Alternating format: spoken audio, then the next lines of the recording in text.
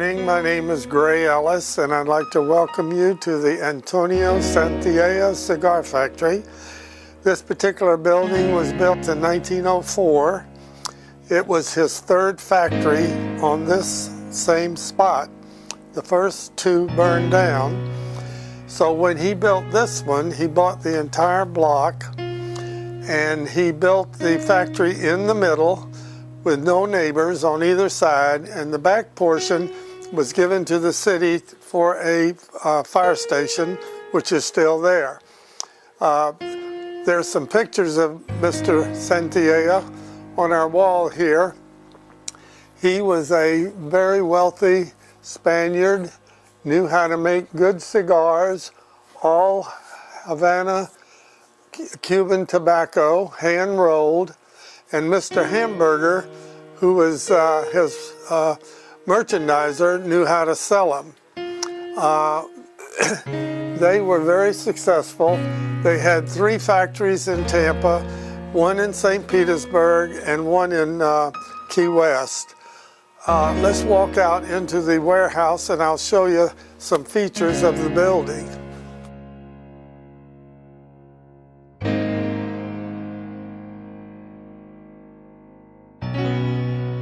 At one time, there was 1,000 people worked in this building. There's 4 floors counting the basement.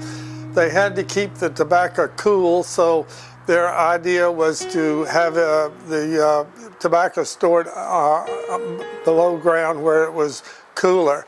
If you'll notice, the north side of this building, the windows are much wider than on the south side, which are more narrow.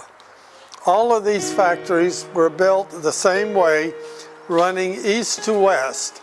And the reason for that was to keep the sun always overhead and not shining in the windows. That was their way of helping to keep it cool. If you notice the floors, these are oak floors, but all the boards are very short, just about a foot. And they were all made out of scrap. These factories were built as cheaply as possible. This building has 52,000 square feet of floor space and was added onto several times over the years.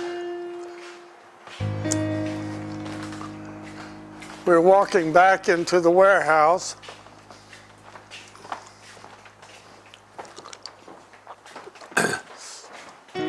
Over here is where the freight elevator was added in the late 30s.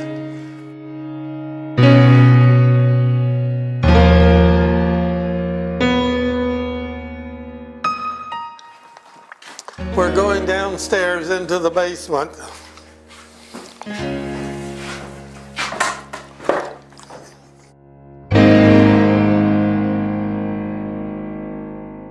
It's a full basement. It runs the complete length and width of the building. Right now we're using it for storage, but there is something interesting over here I'd like to show you.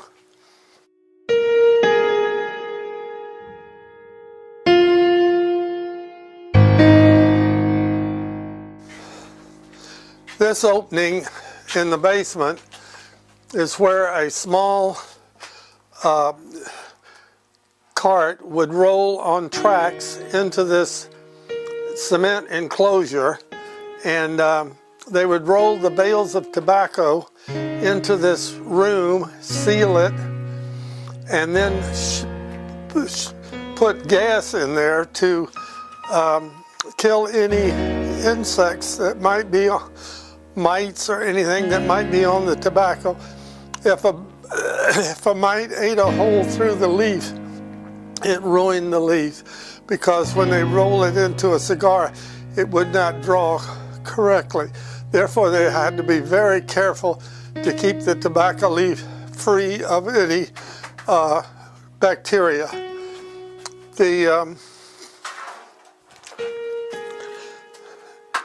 Over in this corner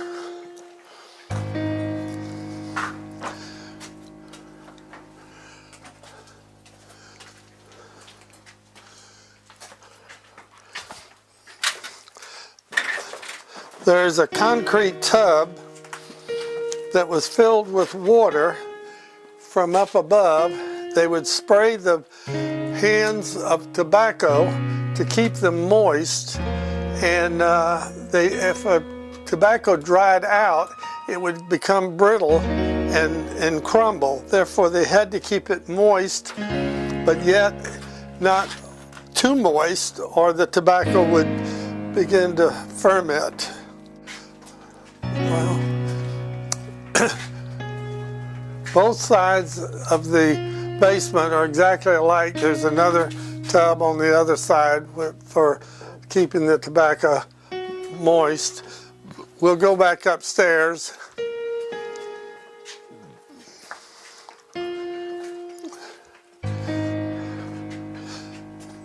This is a slat conveyor that was used to bring the bales of tobacco down into the basement,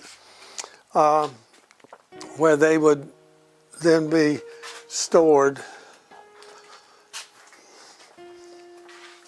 We're walking back into the back of the warehouse, and I'll show you where the original dumbwaiter was in the building before they had the elevator.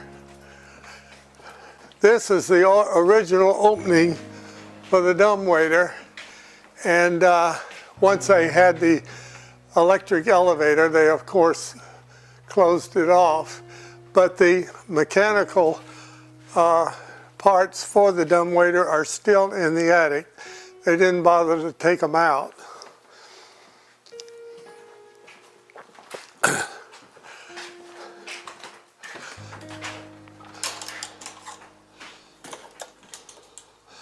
I'm going to show you now the rooms where the tobacco was stored later. They insulated these rooms to keep the temperature down, make it as cool as possible. And this was a bonded warehouse. Tobacco is heavily taxed by the government, and they're very careful to be sure that every bundle of tobacco is taxed. Therefore, once it was taken out of these rooms, the tax was paid immediately. They didn't wait till the cigars were made. The government got their money as soon as it was taken out of these rooms. The ceiling is still insulated. The insulation that was on these walls has been taken off, but you can see it was a fairly large storage area, and there was quite a bit of tobacco kept here till they were ready to roll the cigars.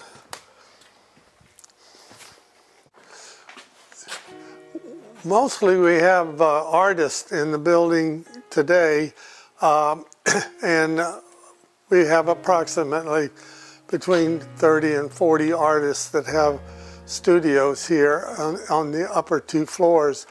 And we've had 2 artists die, not in the building, but that had studios here, and there has been reports that some of the tenants have seen them walking the halls, and so it's got quite a bit of character in this building.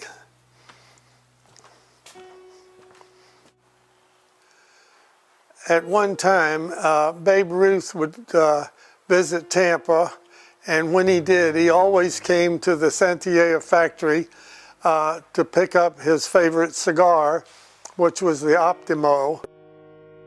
That was the top of the line.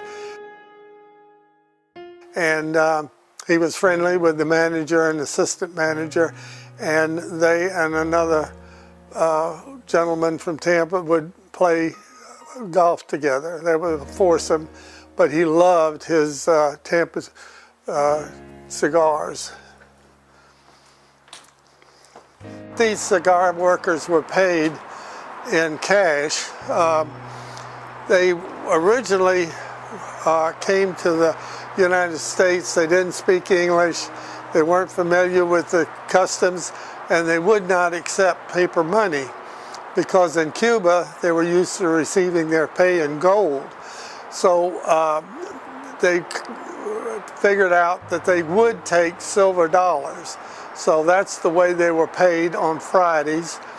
The silver dollars were put in the envelope, kept in the safe, and they would close these doors and they could look out through this glass to see who was ringing the bell to get entrance, and if they didn't like their looks, they wouldn't open the door.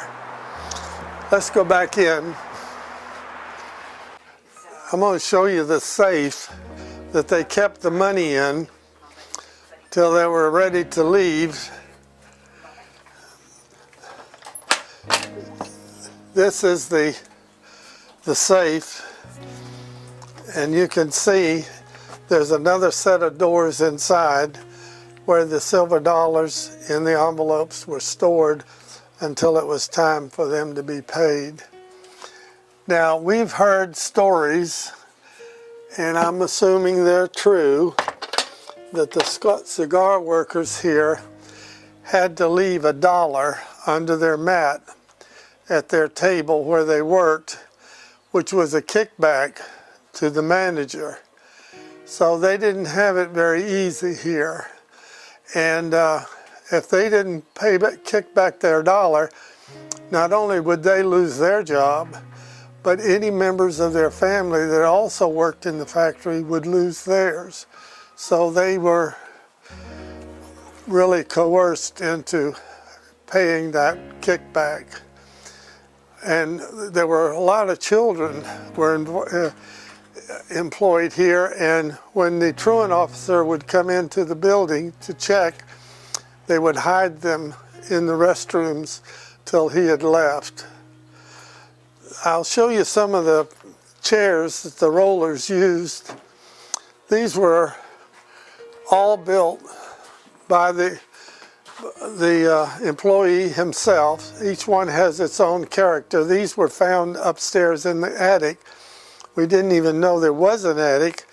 And then we had a roofer go up there, and he said, "Did you know that there's furniture stored up here?" And this is what we found, were these broken chairs and these tables, which are called stripping tables.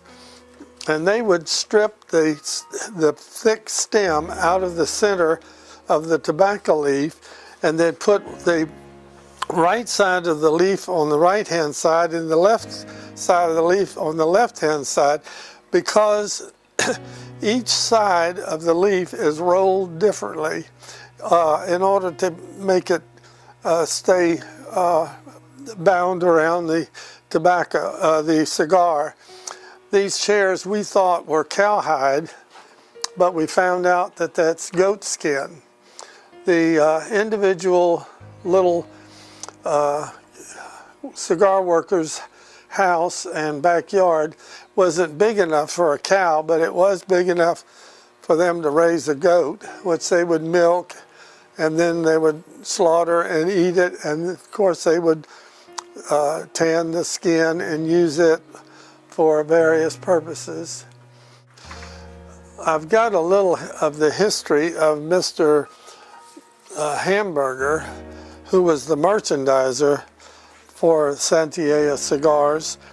And this is his picture. This is his, the census took of him, and he was from Germany. And I have a copy of his marriage license, and he was 26 and his bride was 19. They took a trip around the world by ship, and when they got back to the United States after the trip, he evidently had picked up some disease, and he died shortly after they got back. And his death certificate shows that he was 49 years old when he died, and they listed his cause of death as paralysis of the heart. But that's kind of sad. This is a picture of him and his wife and their little girl with some other friends where they were on the ship going sailing around the world. We'll go upstairs and I'll show you some interesting things up there. This picture was given to me by my barber, and these are his grandparents, and they immigrated from Sicily, and she worked in the local cigar factories, and he was a dairy farmer. He had some cows, and he would personally deliver the milk himself. We can go upstairs. Arnold Martinez, who's a local artist, and he uses the extract of tobacco, in other words, tobacco juice, as his paint, and that's what this picture is painted with.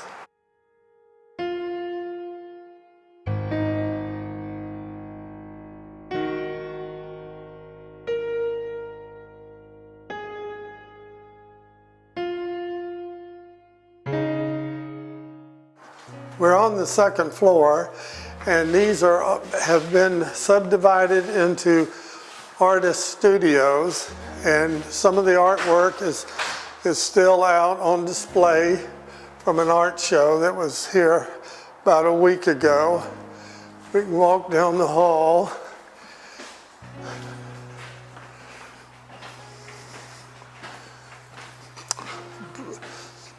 All of these posts are wood that have petrified and are stronger than steel.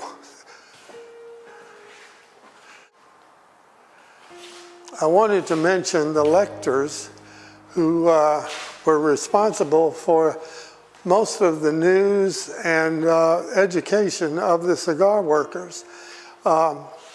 He was a very highly educated, talented person, and in the morning he would read the newspapers to the workers as they rolled their cigars. That's the way they got their news. He would read it in Spanish and Italian and English, and then in the afternoon he would read classics, and there were some hot arguments as to the subtleties and information that the classic writer was trying to get across. So they had a good time and enjoyed it. Besides, the average cigar worker made about $18 a week, and the lector made about $80.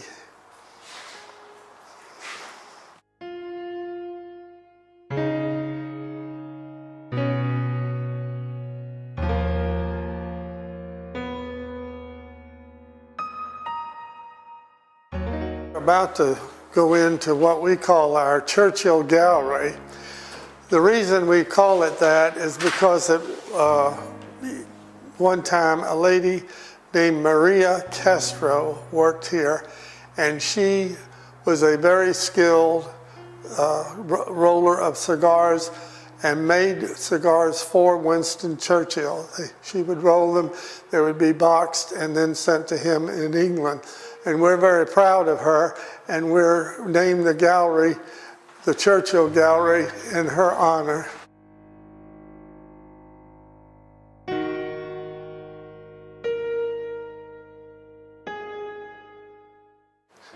This is the Churchill Gallery, and there are 7 studios all around that we have in this area, and we're very proud of it. We'll go up these back stairs up to the 3rd floor.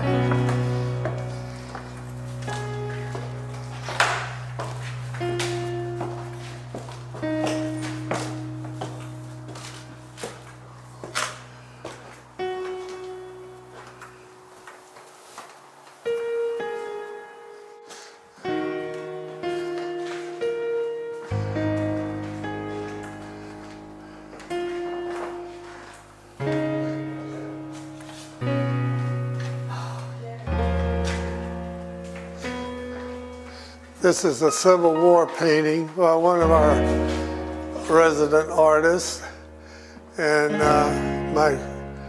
some of my children have posed for him. This character here is my son, Bubba, and I've got another son that's in here too, but I can't seem to find him right now.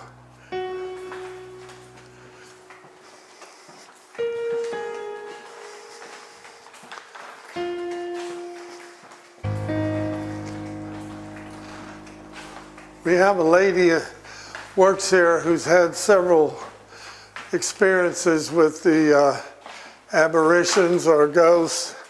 I hope she's in this morning. I'd like for you to tell you about them.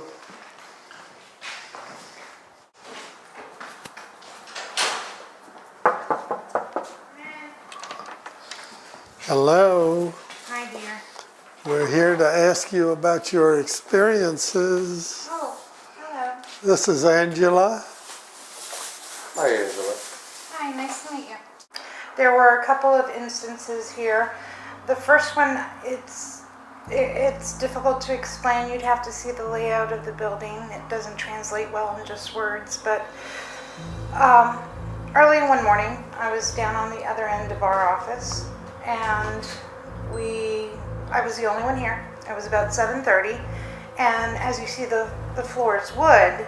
So I heard someone walking in, assuming it was another coworker, and I go, "Good morning." No answer, and I keep doing my thing, and I heard the microwave door open, and I go, "Good morning." Still no answer, so I finally decided I should get up and go say hello. And I walked back here. It was sort of in the middle of the office at the time, and there was no one there, and all the office doors had been locked. And I was like, okay, that's a little weird. As I turned to go back to my desk, you could feel a person walking next to you on the wood floor. You know how it sinks down? There was a vibration, and something that I could not see was right next to me. So at the time, I immediately grabbed my cigarettes and my lighter and walked downstairs, called every employee and asked them how far away they were, because I wasn't coming back up here alone. The other time I was here with a friend of mine. It was towards the end of the day, about 4:30ish, and I was on that side of the desk. You see the railing, the divider, and she was standing approximately this side of the desk, and we're having a conversation, getting ready to end the day. And as we're talking, a man walks through the desk and down the hall between us. Just a figure of a man. You could make out the features. You could make out it was a guy. You could see his clothes. She looked at me. I looked at her. We locked up and went home for the day. So that was probably the most vivid and interesting event that I've had to... How about the dog? Which one? Oh, I have a dog. Actually, I have two Great Danes. For some reason, and I don't know what, my dog will not come into this office. She will walk up, she will just look, and I don't care if you give her treats, I don't care if you bribe her, you could try and pick her up and carry her, she will not come past the second floor. So I'm not sure what that means, but she's a very sensitive dog towards things, so I'm assuming that she's just scared of something. Another tenant who had seen some sort of vision and thought it might be Tomas, you know, the old man that died. I remember Tomas. And the way the person described the ghost, he said, no, it's not Tomas, it's Boris. You remember Boris the Russian? No, he must have been before my time. No, he was here. Boris, he was the one who was he was from Kiev in Ukraine. Across the hall down the way? Yeah, he was down in on the second floor. I didn't know his name. Yeah, well, he was there at Chernobyl when the explosion, meltdown of the nuclear plant. and he was making movies, and they were using helicopters, and they came in and confiscated all the helicopters and took them and were flying over the top, you know, filming and trying to drop dirt and water and everything. And of course, he immigrated over here, and he was a designer, designed all the costumes, designed the sets, and he was important over there. Of course, he got over here, and nobody even talked to him. And of course, his wife, who was a research chemist, was the breadwinner in the family, and of course, he was trying to build up his reputation here. He did a lot of type of paintings that you see in Russian Orthodox churches. He did a lot of that. I remember the one of the Mary, the Virgin Mary, Yeah. that was up for a while. I remember that one. That was pretty. Very nice guy, very talented. Yeah. One thing of interest, you might notice all the lintels in the building are wood, which is a no-no today. But the wood's so old that it's petrified, so it's strong.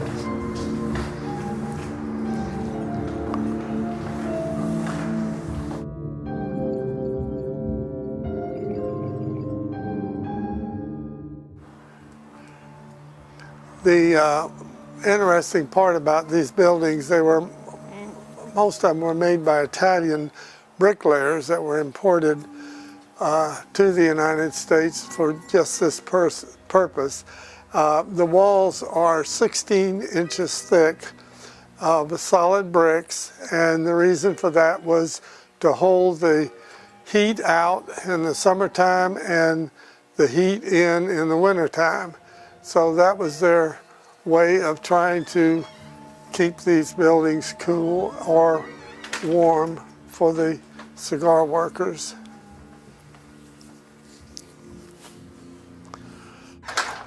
This is a typical cigar mold used by the cigar workers. They would form the filler tobacco into the shape of a cigar, push them down into the mold, clamp the mold together, and keep it clamped and tight for about half hour to 40 minutes. And then when they took it out, it would keep its shape, and then they would roll the outside leaf around the filler. But this is what they used to make the shape of the cigar, and they came in various sizes and shapes.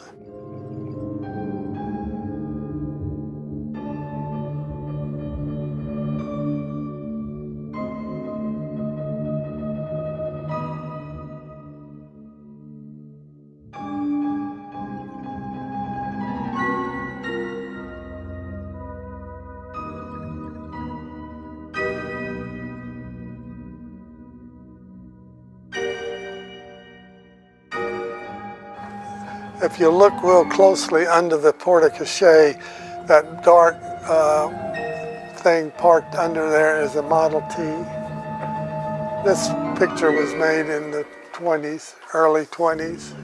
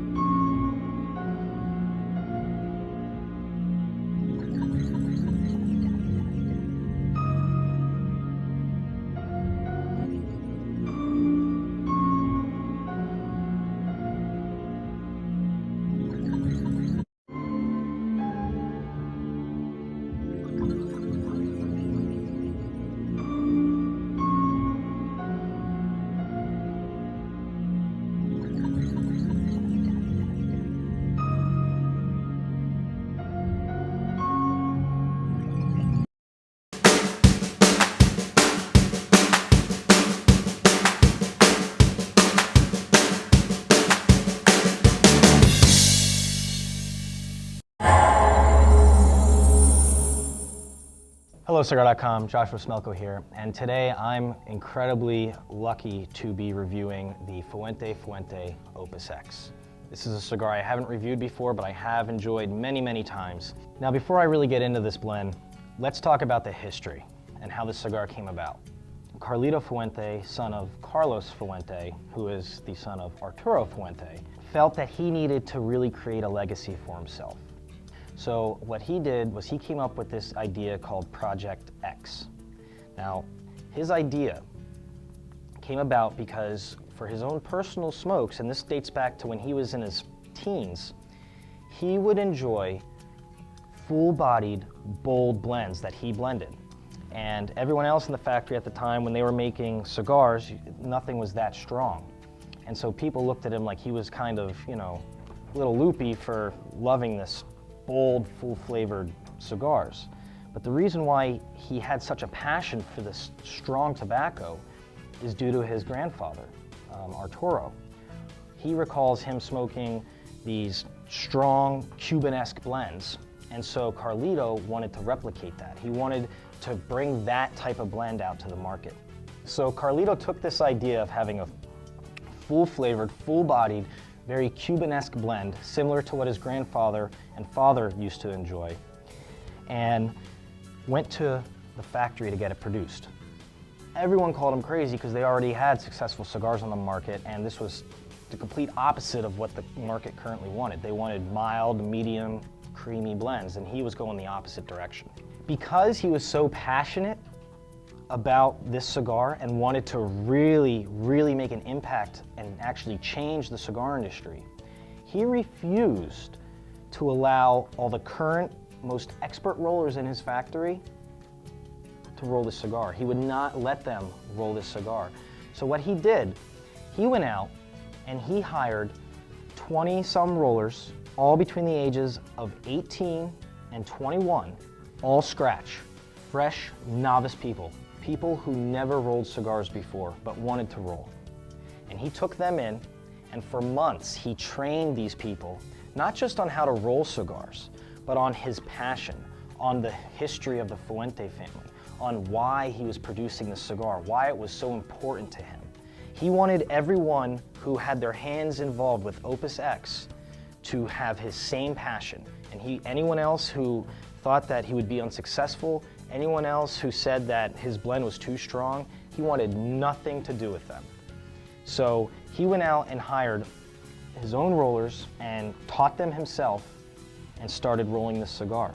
Now, in addition to training the rollers on, you know, his love and passion for this cigar and this blend and how to actually roll cigars, he trained them about, you know, Cuban culture. He played Cuban music. He taught them everything about Cuba so that they could really understand where he was coming from. That said, the Fuente factory at the time, each roller was rolling about 200 cigars a day. He made sure that his rollers making Opus X could only roll 50 to 75 per day. And to this day, they still only roll 50 to 75 cigars.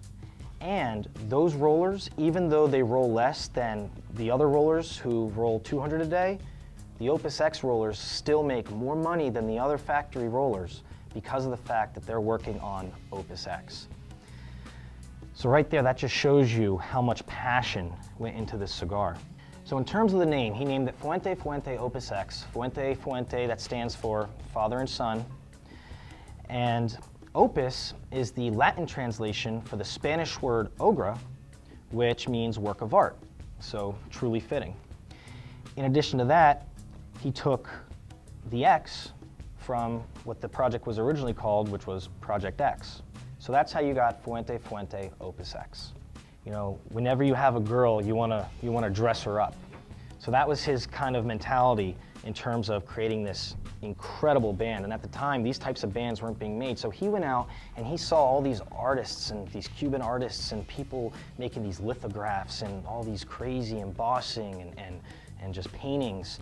And so he hired those types of individuals, those types of artisans to produce this type of band. And that's how it became so extravagant. So that's the history behind how this cigar came to be. Now, prior to that, when it came to actually producing the tobacco, He planted the seeds, he fermented it, he cured it, he did everything himself. Now I'm sure he probably had, you know, some help, but for the most part, he did everything himself. 100% Dominican tobaccos. In the early 1990s, Dominican tobacco was very mild. It still is considered a mild tobacco, but back then, you know, Dominican cigars weren't as well known for their full-bodied complexity, and the Fuente family really changed the industry by creating this cigar. This is a full-bodied blend, all Dominican tobaccos, has a Habano wrapper on it. When you first spark this thing, you're gonna get earthiness, you're gonna get pepper, you're gonna get some spice. You may notice some sweetness on your palate too if you really cycle the smoke through your nostrils and really play with it on your palate. You'll get some sweetness as well. But at the same time, it creates this complexity and this boldness that never ever presents you with an unpleasant feel. You know, it doesn't get harsh, it's very smooth. It's a blend that you can fork up the money for, put in your humidor, and it constantly, consistently gets better with age. It doesn't lose all of its flavors, it maintains its character, and it just presents this really smooth yet medium to full body. So when it was all said and done, Carlito had an excellent name, a great band, and an incredibly full-bodied, well-balanced cigar.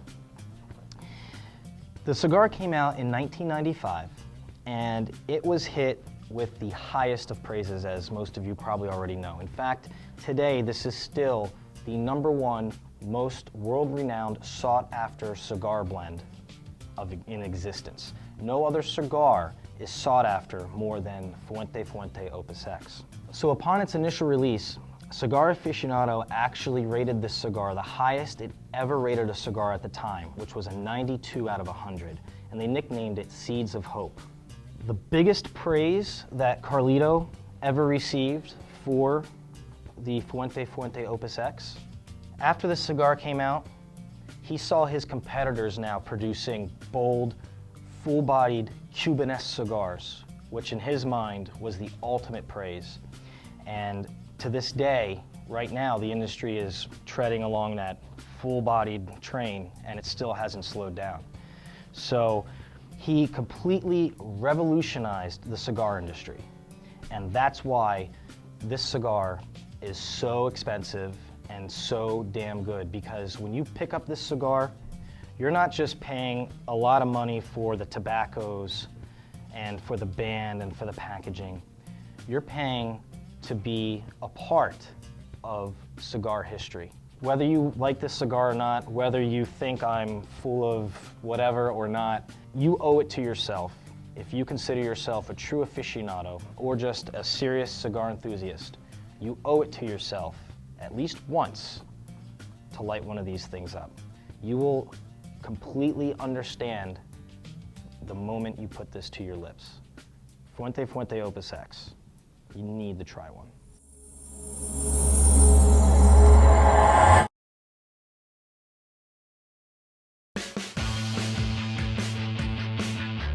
It's Cami and Christian here with Custom Nation. This is the travel series that will help you travel like a local. So pay attention, because we are driving through Little Havana. Now this is the cultural Cuban center of Miami. This is Calle Ocho.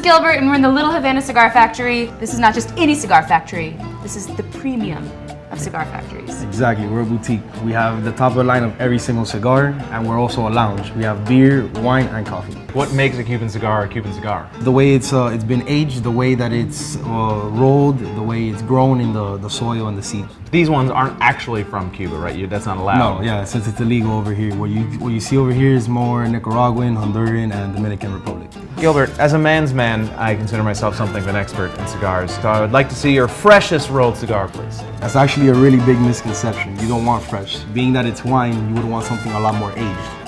So you're saying I'm wrong about that. Yeah. She's not wrong, just misunderstanding the point. Show me your weirdest. Do you have some weird ones? Yeah, I got a really weird one. All right, I like weird.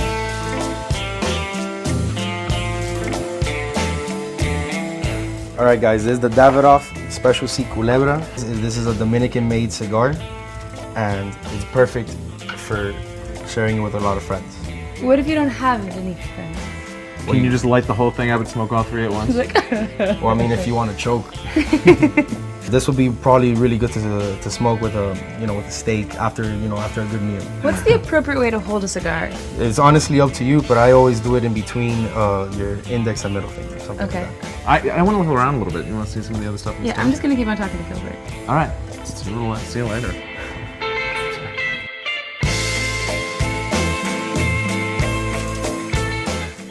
Welcome to Jurassic Park.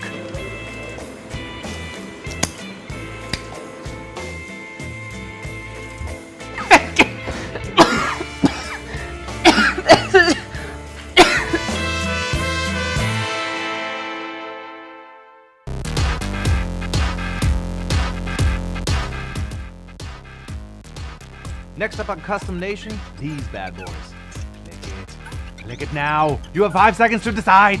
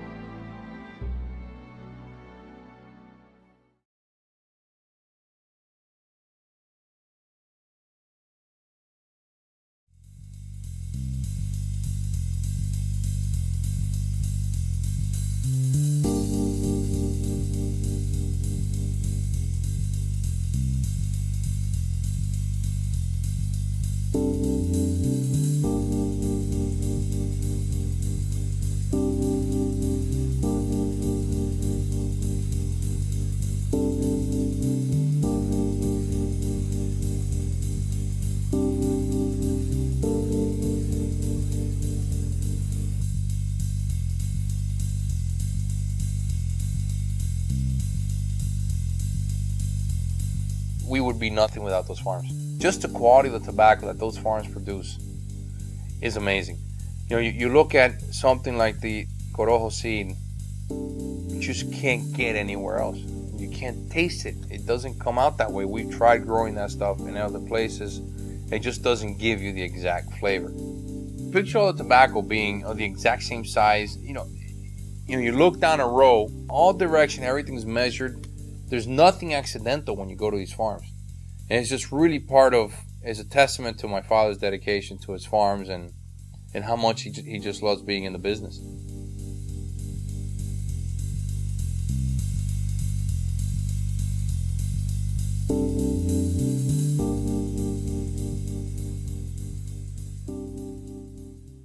You know, once the tobacco has been dried in the barns for about anywhere from 30 to 45, 50 days, tobacco goes into fermentation. You're really measuring, it's a battle between moisture and the color of the leaf and see how the leaf is changing. And you just begin to fight that battle over and over again. Pick up a leaf. I know exactly what I want that leaf for. I know exactly the color I want. I look at it like a condiment. I know exactly what I want that leaf to taste like. I know exactly what to blend it with to make it taste like what I want to taste. It's just that's part of the process. And I think that's one thing that has made us very fortunate. The fact that my father's always had these farms in the background that have allowed us to work with these blends. It's just not the same when you buy some of the tobacco and you blend it. Although, you can work some great stuff, but I would feel like you're missing a great part of the creative process. Blending is what I like. Blending is what I like to do. And in my opinion, blending starts in the sorting room. Okay, you look at the tobacco in the barns. I mean, it's beautiful when it's hanging, just the leaves, the color, everything. It's what happens to it afterward. Tobacco, part of the whole process is how the color changes, part of the fermentation. Too much water, too little water, did you stain the wrapper, did you lose the wrapper, is it binder, is it filler? All these little steps are what make a cigar what it is. But it doesn't start in the bale. It started all the way back in the seed. And it started as the process goes through. And it depends on the people in between who are involved in making this tobacco into a cigar. And that's it. I mean, that's the magic behind making cigars. We're really wanting something different. Every time we're working down there in the blend, I'm always fighting myself to make the cigar taste like something we don't have. And it's always hard, of course. You have the corojo seed is the chassis for a lot of our blends. So it's tough for people not to identify that very distinctive taste that we have. But that's also what our challenge is.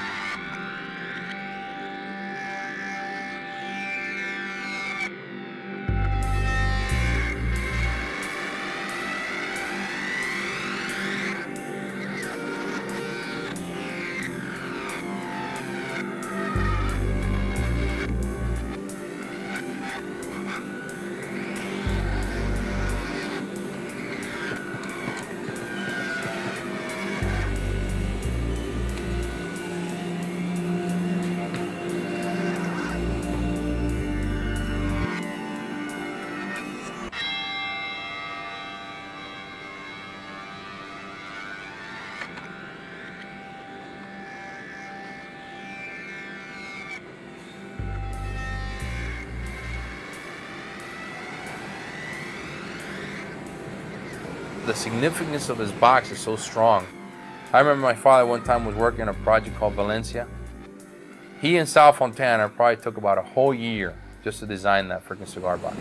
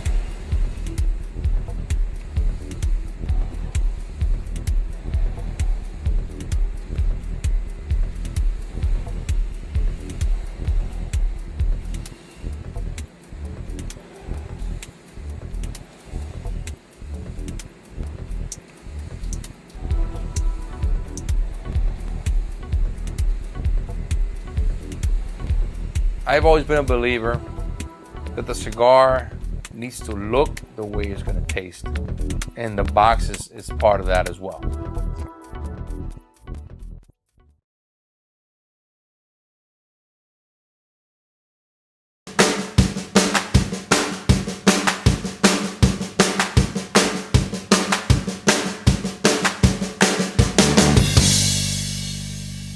Opportunity to have a nice dinner by the fireplace. Nothing goes better with all of this than a good cigar. Out of the hundreds of cigars to choose from, I met up with cigar expert Victoria McKee of the General Cigars Company. We met at Club Macanudo, one of my favorite cigar hangouts in the city. So I'm excited to talk to you about the cigars we have here today. First one is Macanudo Cru Royale. This is kind of a new cigar for Macanudo. Macanudo is the best-selling handmade cigar in the U.S. And this is a really true medium-bodied cigar. When you look at this cigar, you see the outermost wrapping, the outermost leaf, I should say, the wrapper, is darker in color. It's called, it's from Ecuador. It's an Ecuadorian Habano wrapper. And it's got some exotic tobacco in it, even Brazilian tobacco, which you don't hear very often. It is an excellent cigar for tailgating, for anything that you're going to do in the fall. It's perfect. Very complex, great flavor.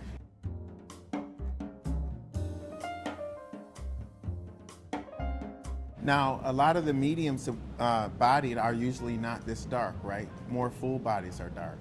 It depends. It depends on a couple of things. We can talk about that next with Cohiba, if Okay, you like. great. Yeah. So this is Cohiba. This is Cohiba Black. And you look and you see that the wrapper is dark. So this is a Maduro wrapper from Connecticut called Connecticut Broadleaf. And some people think, well, this is a dark wrapper, it's going to be really strong. It's actually not that strong. This is a medium-bodied smoke. A lot of times with the Maduro wrappers, the tobacco is processed differently. It's cured, so you almost get a slight sweetness. and kind of an earthy flavor with a darker cigar. So don't always judge a book by the color with this one.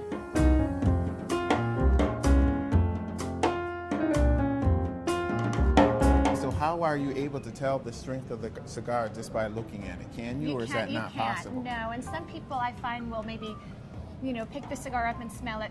I don't think that's going to really give you the information you're looking for just by smelling. You really would ask somebody else. You would ask somebody, let's say you're in a cigar store, you can ask the tobacconist and say, I'd like something medium bodied, what would you recommend? I'd like a Maduro that's fuller bodied, wouldn't be this cigar. This exactly is a medium bodied Maduro cigar. Okay, and then there are also the magazines that you can look at, Cigar Absolutely. Aficionado and all the others. All the others, yes. This cigar, this is Serie R from La Gloria Cubana. This is a really great classic cigar that's been around for a long time. Perfect for fall. This is made with an Ecuadorian Sumatra wrapper. And by nature of that, you get a little spice in this tobacco. Not spice like you would think of with food, but a little spice, in the smoke. And one of the things with drink too, right? Yeah, so I was just going to say, this would stand up to anything from, let's say, a stout to a whiskey. Really, Okay. this is going to be a really great cigar to have a drink with.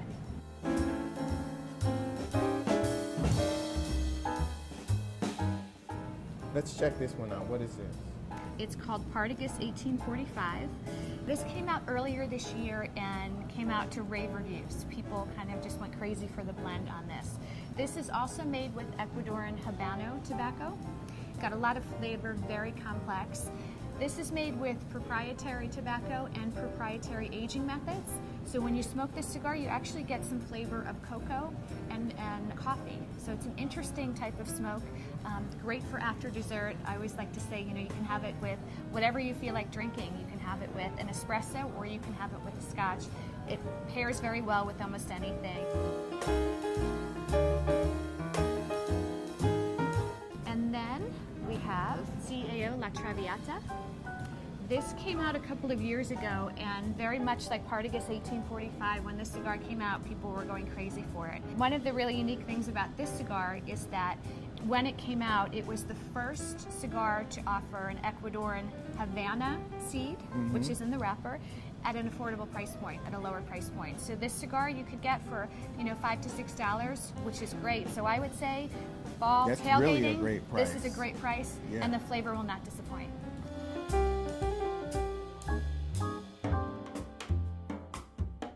As you start to go towards the winter, is there another set of cigars that you would recommend? There could be. Some people stay, I'd say the majority of cigar smokers stay kind of in that medium to full-bodied. But there are some people that, if it's a cold winter night, will go to a really, really full-bodied cigar. And that's, personal preference, certainly. And for the people that are really just getting into smoking cigars, you wouldn't recommend a full-bodied, especially if you haven't had a full meal. Right. I never recommend somebody starting on a full-bodied cigar if they haven't tried before. It's like anything. You kind of have to build up. You're not going to run a marathon in, your first time out. So you would build up. So exactly. But even though this is a medium body strength, is this the strongest one on the table? I would say Serie R is going to be the strongest on the table. Okay. Yeah.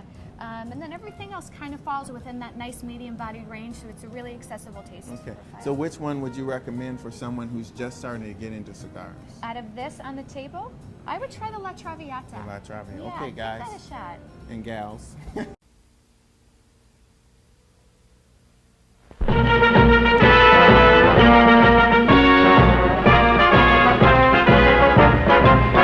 It's Saturday, May 15th, and Edie is scheduled to arrive at the Memphis Metropolitan Airport for her day as honorary parade chairman of the Cotton Festival. Promptly at 10 a.m., the big American jetliner rolled up to the ramp where the Texarkana Band and the welcoming committee awaited her arrival. And here she is, emerging from the plane with R.L. Borchardt, Muriel sales manager, and Henry Bollinger, Edie's press representative. Once on the ground, she's greeted by Mayor William B. Ingram of the city of Memphis and is made welcome to the festival. She meets the mayor's two sons. Also in attendance are local representatives of press, radio, and television who are proud to have Edie in their community on this auspicious occasion. The mayor, of course, presents Edie with a symbolic key to the city.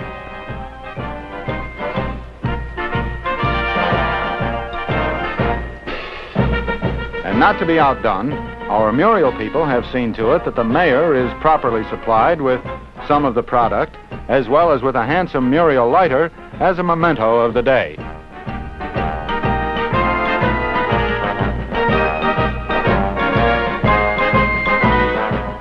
The photographers get busy immediately to document the moment for movie and still cameras, and like all photographers, they ask for just one more from His Honor and our gracious representative. Meanwhile, other members of the official welcoming party are greeting our cigar people in the background, and the band continues to blare forth a loud welcome all its own.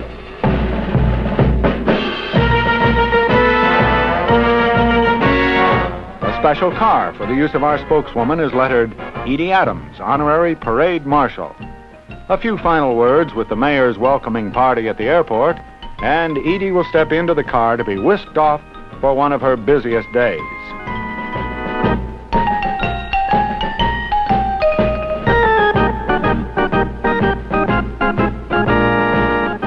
First stop is the Samuelson Cigar Company headquarters.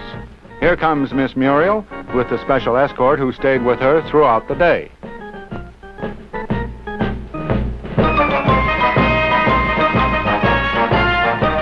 Once inside, Edie is greeted by Don Fisher, as well as a few well-chosen display pieces indicating the importance of the visit.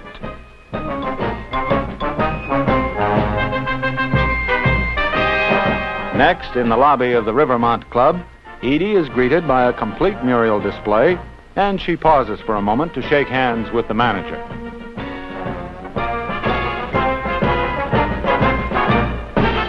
And off she goes again in the official car, seen here entering the long drive that leads to the home of Mrs. Daisy Fisher, outstanding civic leader of Memphis.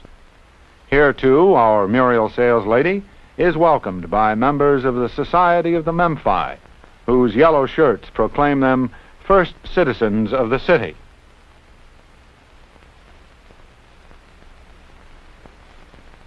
A brief conversation with some of the Samuelson personnel, and off goes the party once again to a popular shopping center where the store manager, his employees, and crowds gathered to meet and greet our gal for warm words, a friendly smile, and, of course, you might know, the usual autographs, which are part and parcel of any public appearance of a personality so well known and loved as Edie Adams.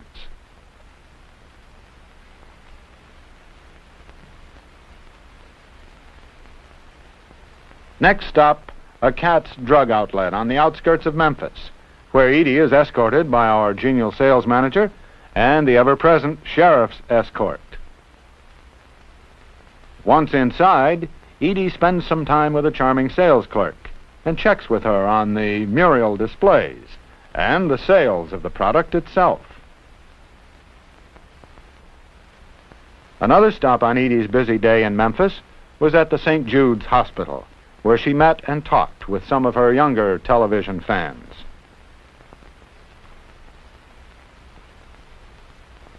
At the same time, Mr. Palumbo of the hospital staff presented Edie with an honorary service award, which she graciously and proudly accepts.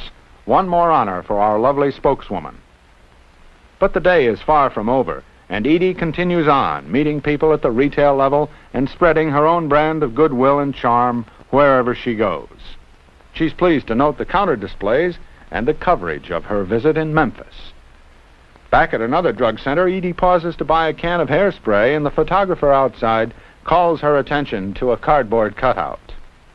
Here it is nighttime, as she inspects the handsome Muriel float.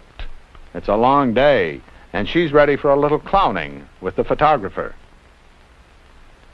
But the parade gets underway, and here she is riding atop the marshal's convertible, accompanied by her husband, Marty Mills, and R.L. Borchardt. As you see, they don't miss a chance to do some sampling as they toss two-packs to the crowds lining the route of the parade. Here again, that impressive Muriel float with its two charming hostesses telling one and all as it passed the reviewing stand that Edie Adams is in town for Muriel.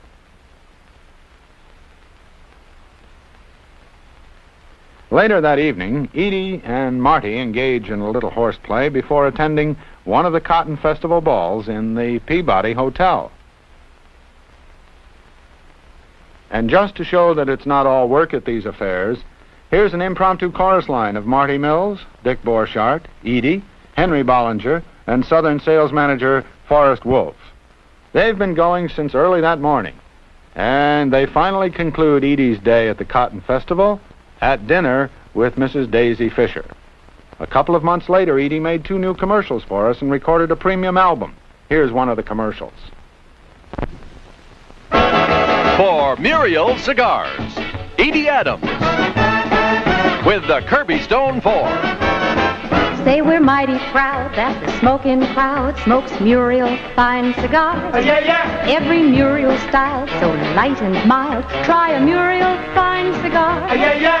For a taste that's right and a smoke so light, get a 5-pack right away. Yeah, yeah. Join the modern folk. It makes sense to smoke Muriel mild today. There's a shape for you and a size for you in a Muriel fine cigar. Yeah, yeah, yeah. Smokers everywhere say nothing can compare with a Muriel fine cigar. If you dig the scene of the hip routine, try a Muriel, it's sublime. Why don't you pick one up and smoke it sometime? Smoke Muriel cigars, yeah, yeah, yeah. In August, Edie spent 2 whole days at the RCA studios in Hollywood recording her new Muriel album, Showtime on Broadway. The album will be issued this spring with great songs from Broadway like this. Hello, Dolly, well, hello,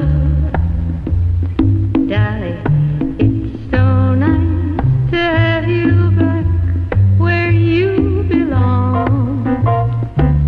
You're looking swell, Dolly, we can tell, Dolly, you're still glowing, you're still growing. Another new commercial for the 3 10-cent sizes has Edie playing 3 parts. It's being seen in color on our shows right now.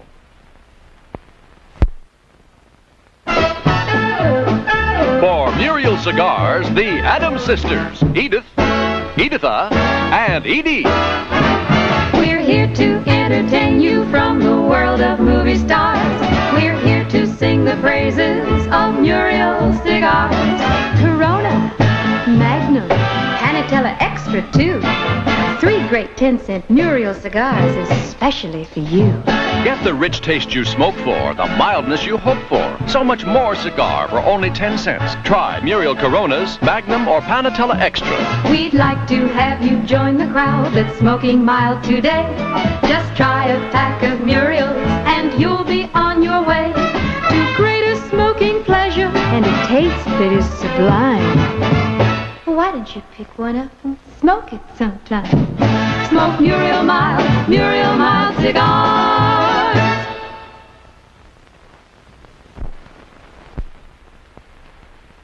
Currently, our Muriel star is in Rome, Italy, shooting a feature picture with Rex Harrison for United Artists. But Edie is well indoctrinated commercially. Even when purchasing a bouquet from a flower lady in St. Peter's Square, she finds a way to reward the lady. And at the same time, she gets in a plug for Muriel Cigars. Here she is, just before Christmas, spreading a little international goodwill. Even a jovial Italian Santa Claus comes in for his share of Edie's charm and cigar salesmanship. He may never be able to buy them in the corner cigar store in Rome, but Santa seems to agree it's just as much fun to receive as it is to give, especially when the giver is the lovely American signora. Grazie, grazie molto. Next, a ride around the square as Edie is helped into a carriage, and we can't help thinking that wherever Edie goes, there goes a fine symbol for us, a charming lady who not only does our commercials for television and appears on our counter cards and bus posters, but who sells Muriel wherever she is, to the benefit of us all. We've shown you just a few of Edie's sideline activities on behalf of Muriel during 1965. And as she comes more and more into prominence during the new year, we know her star will continue to shine. And wherever she goes, whatever she does, Muriel Cigars will be there too.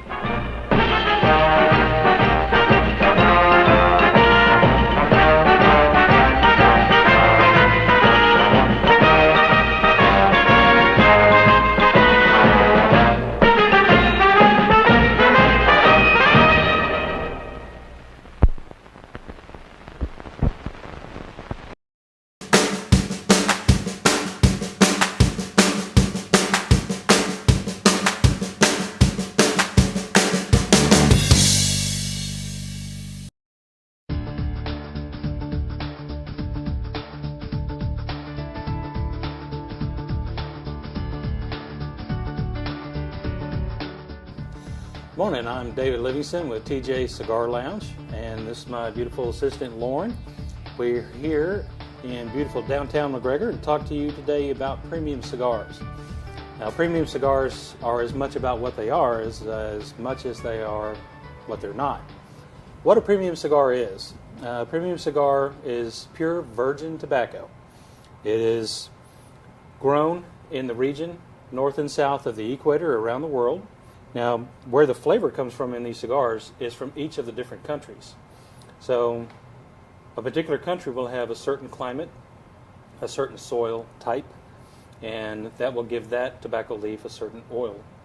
And it will taste different than another country's soil and climate that is produced there.